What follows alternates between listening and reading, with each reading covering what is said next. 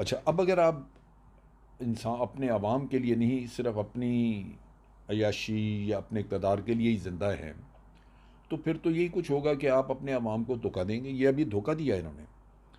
और मैं आवाम में नफ़रत है। मैंने एक क्लिप देखी जहाँ पे फ़ारूक अब्दुल्ला ईद की नमाज़ पढ़ने गए हुए थे। ईदगाह में तमाम लोग खड़े हुए, उन्होंने कहा हमने इसकी मौजूदगी में नमाज़ नहीं पढ़नी। यानी ये कुर्सी पे बैठे हुए थे और इनके दाएं बाएं लोग, और इंतहाई ढिठाई और बेशर्मी से ये शख्स बैठा रहा वहाँ पे। लोग नमाज नहीं हुए, पूरी पंडाल में दो खड़े हो गए थे। इंसान को खुद सोचना चाहिए कि आखिर उसको इतनी नफ़रत का सामना क्यों है। बिल्कुल। लेकिन वो भारत का मोरा है, उसको अपने इक़्तिदार से गर्ज़ है, अपनी फ़ैमिली की अय्याशी से गर्ज़ है, वो लगे हुए हैं। और ये कोई नई बात नहीं है, मुसलमानों में ये चीज़ें होती हैं।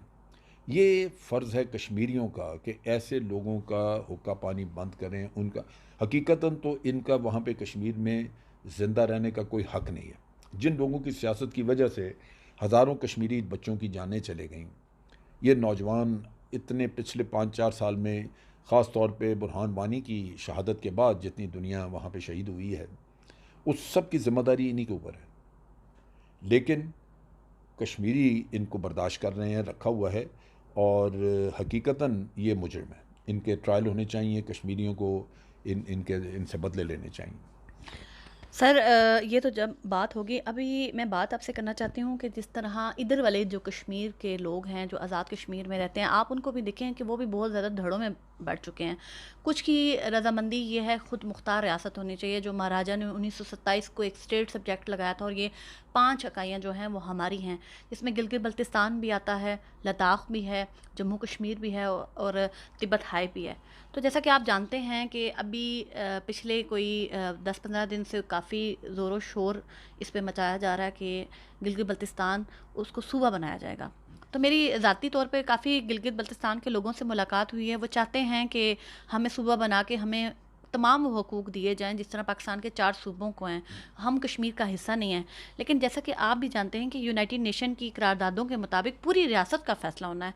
तो गिलगित बल्तिस्तान उस तनाज़े में मुकम्मल तौर पे शरीक है। तो आपको क्या लगता है कि पाकिस्तान अगर आज उसको सूबा बनाता है, तो क्या यूनाइटेड नेशन के चार्टर के मुताबिक ये कश्मीरी जो हमारी इस वक्त चल रही है तहरीक, उसके लिए नुकसानदेह नहीं है? देखिए, बात यह है कि एक चीज़ तो आपने दुरुस्त कही कि यूनाइटेड नेशन की जो करारदादें हैं सिक्योरिटी काउंसिल की, उसमें वाज़ेह दिया हुआ है कि ये मुतनाज़ा इलाके हैं और आप इनको अपने इलाकों में ज़म नहीं कर सकते। अब इसमें तरीक़ाकार है, यूनाइटेड नेशन को अपनी भी कमज़ोरी देखनी चाहिए कि आज दिन तक वो यहाँ पे प्लेबिसाइड नहीं करवा सके। अब अगर वो 100 साल प्लेबिसाइड नहीं करवाते तो आप लोगों के हकूक़ कब तक दबा के बैठे रहेंगे? कब तक उन लोगों को आप हवा में लटका के रखेंगे कि जी आपकी कोई शरीयत नहीं, आप कुछ नहीं है, ना इधर है ना उधर है। ये एक इंसानी मसला बन चुका है। अब इसमें अगर यूनाइटेड नेशन के किरदार को मैं देखूँ, तो भारत ने यकतरफ़ा एक काम किया कि आर्टिकल 370 ख़त्म करके कश्मीर के अंदर शहरियत का भी कानून ख़त्म, वो भी गैर कानूनी है। आप कश्मीर के अंदर या एक मुतनाज़ा इलाके के अंदर शहरियत बदल नहीं सकते, बाहर से ला के लोगों को आबाद नहीं कर सकते, क्योंकि उसका तो फ़ैसला आपके उसी प्लेबिसाइड की बुनियाद पे होना है। और अगर आप बाहर से दुनिया लेके आ जाएँ तो प्लेबिसाइड क्या होगा फिर वहाँ पे। और तीसरा इशू ये है कि उसको यूनियन टेरिटरी बनाए। ये सारे एक तरफ़ा काम है और तमाम गैर कानूनी यूनाइटेड नेशन की करारदादों के ख़िलाफ़। और हमारा और उनका फ़र्क ये है कि यहाँ पे लोग मतालबा कर रहे हैं कि आप हमें हकूक़ दें, हमें अपने मुल्क का हिस्सा बनाएं। वहाँ पे लोग उस मुल्क से जान छुड़ाना चाहते हैं और उन्होंने ज़बरदस्ती भारत ने ये सारी कार्रवाई की। मेरा ख़्याल ये है कि अवाम के हकूक़ ज़्यादा अहमियत रखते हैं और गिलगित बल्तिस्तान के लोगों में उनके हकूक़ ना मिलने की वजह से उनमें बड़ी एक गैर यकीनी की फ़ज़ा है।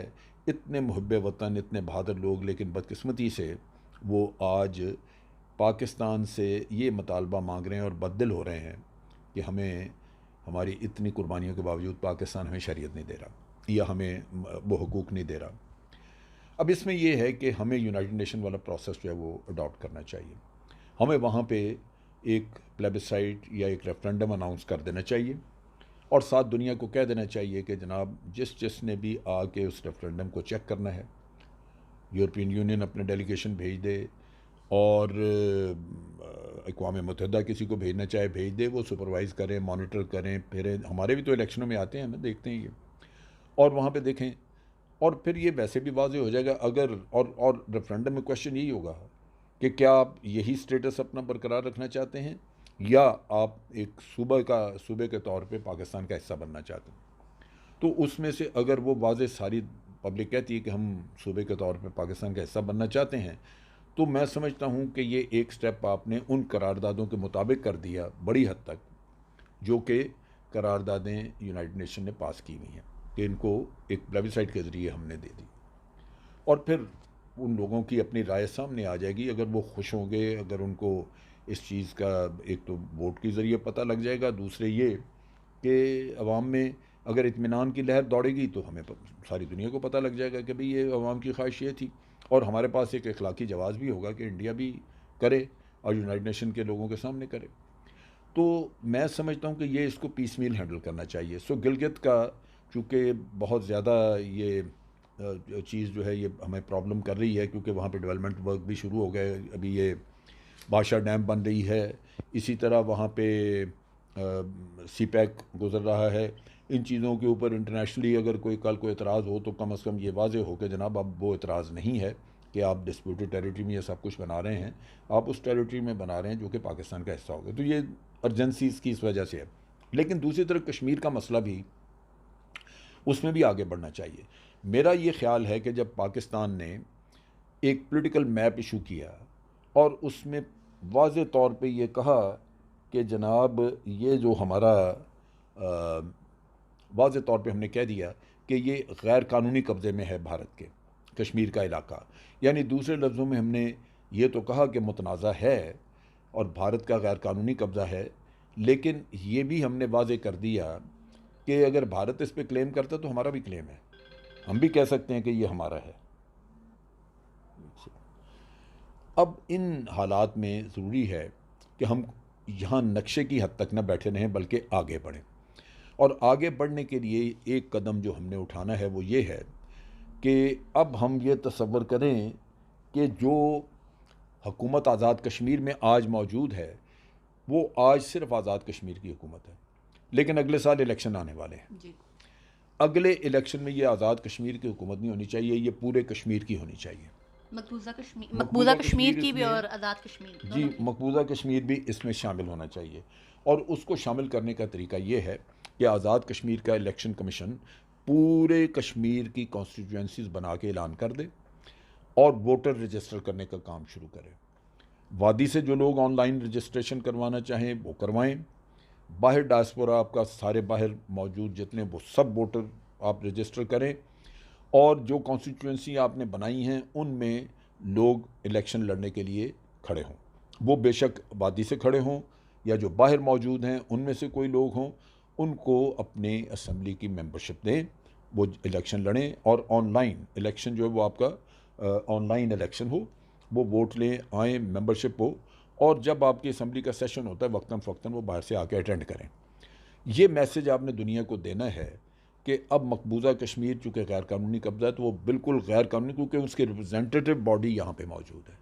सो ये आप इसको बेशक उस इलाके के लिए गवर्नमेंट इन एग्ज़ाइल का दर्जा दे दें, लेकिन ये फ़ैसला करने के लिए एक फ़ैसला साज असम्बली बन जाए जो वहाँ के लोगों के लिए भी फ़ैसले करे और कन्वे करें, और उनके लिए उनको बताए कि आपके इलाके में ये प्रोजेक्ट्स हैं जो शुरू किए जा सकते हैं, इसके लिए हम ये ख़र्चा मुख्तस कर रहे हैं, जब भारत इसको छोड़ेगा आपका ये काम भी किया जाएगा, ये भी किया जाएगा, एक प्रोसेस चलाएं आप।